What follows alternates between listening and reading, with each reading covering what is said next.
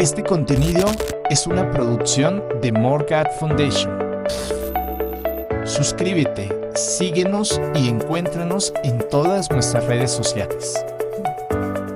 Jesús nació en Belén de Judea en los días del rey Herodes.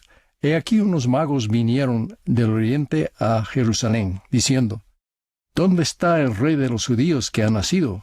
Porque su estrella hemos visto en el oriente y venimos a adorarle. Los reyes magos, como a veces se les llama, fueron sabios al procurar hallar y adorar al Mesías. Para ellos, adorar significaba ofrecerle presentes de oro y preciadas especias aromáticas. ¿Qué significa adorar a Dios para ustedes y para mí? Cuando pensamos en la adoración, nuestros pensamientos comúnmente se tornan a los modos en que mostramos devoción religiosa, tanto en privado como en los servicios de la iglesia. Al considerar la cuestión de adorar a nuestro Padre Celestial y a su Hijo amado nuestro Salvador, me han acudido a la mente 4 conceptos. Primero, las acciones que constituyen nuestra adoración. Segundo, las actitudes y sentimientos que son parte de nuestra adoración. Tercero, la exclusividad de nuestra adoración. Y cuarto, la necesidad de emular a los santos seres que adoramos. Primero, las acciones que constituyen nuestra adoración. Una de las formas más comunes e importantes de adoración es congregarse en un espacio consagrado para efectuar actos de devoción. El Señor dice: y para que más íntegramente te conserves sin mancha del mundo, irás a la casa de oración y ofrecerás tus sacramentos en mi día santo. Esa, desde luego, es nuestra principal motivación al edificar capillas. Pero si es necesario, un espacio no dedicado será suficiente si podemos investirlo de algún grado de santidad. Lo más importante es lo que hacemos cuando nos congregamos en el día del Señor. Desde luego, nos vestimos lo mejor que podamos de acuerdo con nuestros medios, no de forma extravagante, sino modesta, de un modo que indique nuestro respeto y reverencia por la deidad. De igual manera, nuestra conducta es reverente y respetuosa. Adoramos al unirnos en oración, adoramos al cantar himnos, adoramos al instruirnos y aprender unos de otros. Jesús dice: recuerda que en el día del Señor, ofrecerás tus ofrendas y tus sacramentos al Altísimo, confesando tus pecados a tus hermanos y ante el Señor. No nos reunimos para entretener ni para que se nos entretenga, como por ejemplo por medio de una banda musical, sino para recordarlo a Él y ser más perfectamente instruidos en su Evangelio. En la conferencia general más reciente, el elder Patrick Kieran nos recordó que no nos reunimos en el día de reposo simplemente para asistir a la reunión sacramental y marcarlo en una lista. Nos reunimos para adorar. Existe una diferencia significativa entre las dos cosas. Asistir significa estar físicamente presente, pero adorar es alabar y venerar intencionalmente a nuestro Dios de una forma que nos transforma. Dedicar nuestros días de reposo al Señor y sus propósitos es en sí mismo un acto de adoración.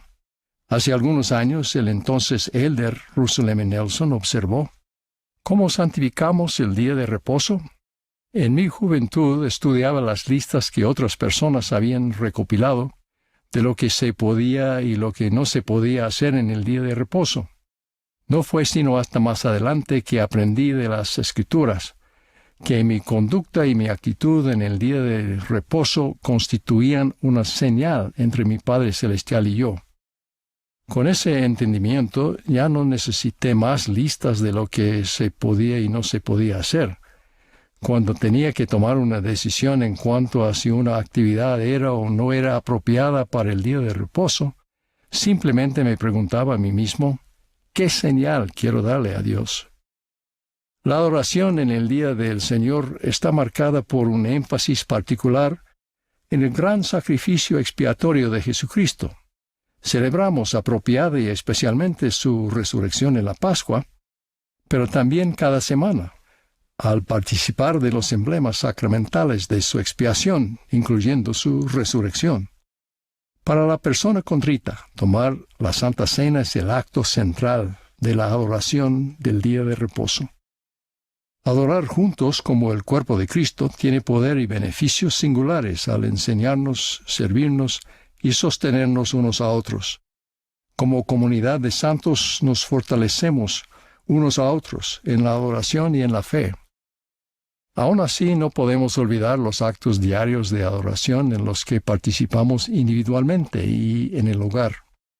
El Salvador nos recuerda: sin embargo, tus votos se ofrecerán en rectitud todos los días y a todo tiempo. Un hermano observó sabiamente: no imagino ninguna forma más profunda de adorar a Dios que recibir a sus pequeñitos en nuestra vida y cuidarlos y enseñarles el plan que Él tiene para ellos. Alma y Amulek enseñaron a los soramitas, a quienes se les habían prohibido entrar en sus sinagogas, que adoraran a Dios no solo una vez por semana, sino siempre, y en cualquier lugar en que estuvieres. Hablaron sobre la oración como modo de adoración. Debéis derramar vuestra alma en vuestros aposentos, en vuestros sitios secretos y en vuestros yermos. Sí, cuando no estéis clamando al Señor, dejad que rebosen vuestros corazones entregados continuamente en oración a Él. También hablaron de escudriñar las Escrituras, de dar testimonio de Cristo, de los actos y del servicio caritativos, de recibir al Espíritu Santo y de vivir cada día en acción de gracias. Consideren esa idea, vivir cada día en acción de gracias. Aquello hace referencia a mi segundo concepto, las actitudes y los sentimientos inherentes en la adoración.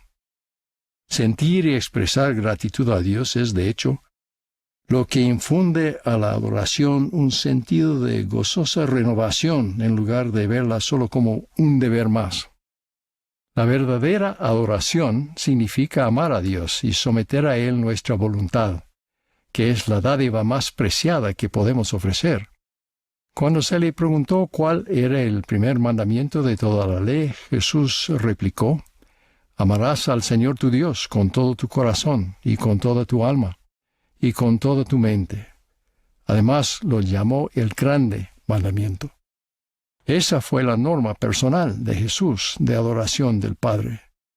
Su vida y su sacrificio expiatorio fueron dedicados a la gloria del Padre.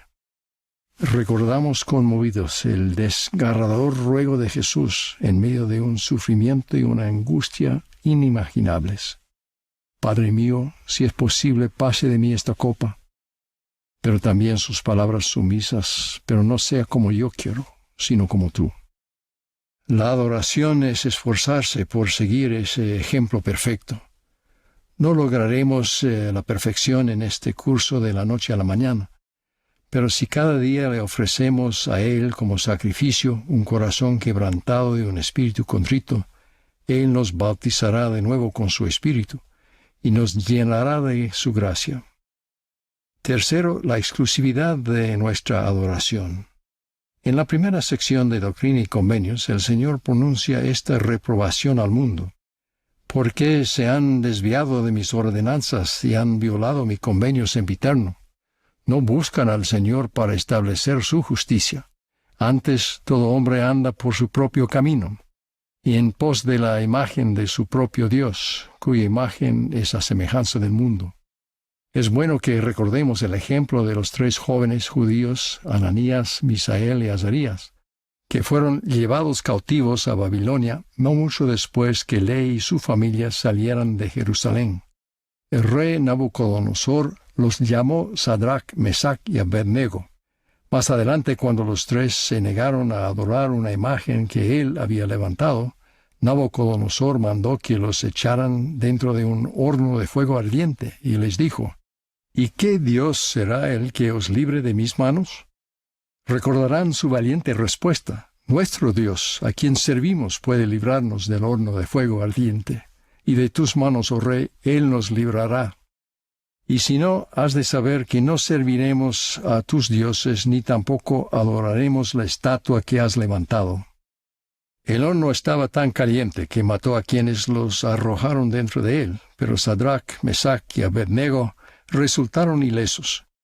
Entonces Nabucodonosor habló y dijo: Bendito sea el Dios de ellos, de Sadrach, de Mesac y de Abednego, que libró a sus siervos que confiaron en él, y entregaron sus cuerpos antes que servir y adorar a otro Dios que no fuese su Dios. Confiaron en Jehová para la liberación, y si no, es decir, aunque Dios en su sabiduría no impidiera su muerte, aun así se mantendrían fieles a él. Cualquier cosa que tenga precedencia por encima de la adoración al Padre y al Hijo se vuelve un ídolo. Quienes rechazan a Dios como la fuente de la verdad o repudian toda responsabilidad ante Él, en efecto lo sustituyen y se erigen a sí mismos como su propio Dios. Aquel que antepone la lealtad a algún partido o alguna causa a la dirección divina, adora a un Dios falso. Incluso quienes aparentan adorar a Dios, pero no guardan sus mandamientos, andan por sus propios caminos. Con sus labios me honran, pero su corazón lejos está de mí. El objeto de nuestra adoración es exclusivamente el único Dios verdadero, y Jesucristo a quien Él ha enviado. Finalmente, la necesidad de emular al Padre y al Hijo. En última instancia, la forma en que vivimos podría ser la mejor y más genuina forma de adoración. Mostrar nuestra devoción significa emular al Padre y al Hijo, cultivando sus atributos y carácter en nosotros mismos. Si, como dice el refrán en inglés, la imitación es el modo más sincero de alabar, entonces podríamos decir con respecto a la deidad que la emulación es el modo más sincero de venerar. Aquello implica un esfuerzo activo y sostenido de nuestra parte por buscar la santidad. Pero el llegar a ser más semejantes a Cristo es también el resultado natural de nuestros actos de adoración. La frase del Elder Keeran, citada anteriormente sobre adorar de una forma que nos transforma, es significativa. La verdadera adoración es transformadora. Esa es la belleza de la senda de los convenios, la senda de la adoración, del amor y de la lealtad a Dios. Entramos en esa senda mediante el bautismo, prometiendo tomar sobre nosotros el nombre de Cristo y guardar sus mandamientos. Recibimos el don del Espíritu Santo, el mensajero de la gracia del Salvador, que nos redime y nos limpia del pecado, conforme nos arrepentimos. Incluso podríamos decir que al arrepentirnos lo estamos adorando. Luego siguen ordenanzas y convenios del sacerdocio adicionales que se hacen en la casa del Señor, las cuales nos santifican aún más. Las ceremonias y ordenanzas del templo constituyen una forma elevada de adoración. El presidente Russell M. Nelson ha recalcado que todo hombre y toda mujer que participa en las ordenanzas del sacerdocio y que hace y guarda convenios con Dios, tiene acceso directo al poder de Dios. Aquel no es tan solo un poder al que recurrimos para servir y bendecir, también es el poder divino que obra en nosotros para refinarnos y purificarnos. Al andar por la senda de los convenios se manifiesta el santificador poder de la divinidad en nosotros. Ruego que seamos determinados al adorar a nuestro Padre Celestial y a nuestro Redentor, Jesucristo, individualmente, en familia y juntos, como el cuerpo de Cristo. Ruego que entreguemos el corazón a Dios y procuremos su gloria, que no tengamos dioses ajenos delante de Él, y que como discípulos de Jesucristo emulemos su carácter en nuestra propia vida. Testifico que conforme lo hagamos, experimentaremos el gozo de la adoración. En el nombre de Jesucristo. Amén.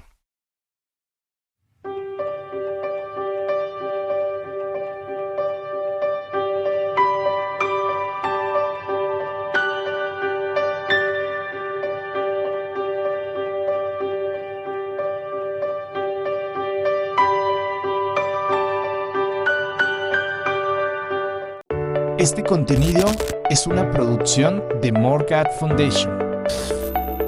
Suscríbete, síguenos y encuéntranos en todas nuestras redes sociales.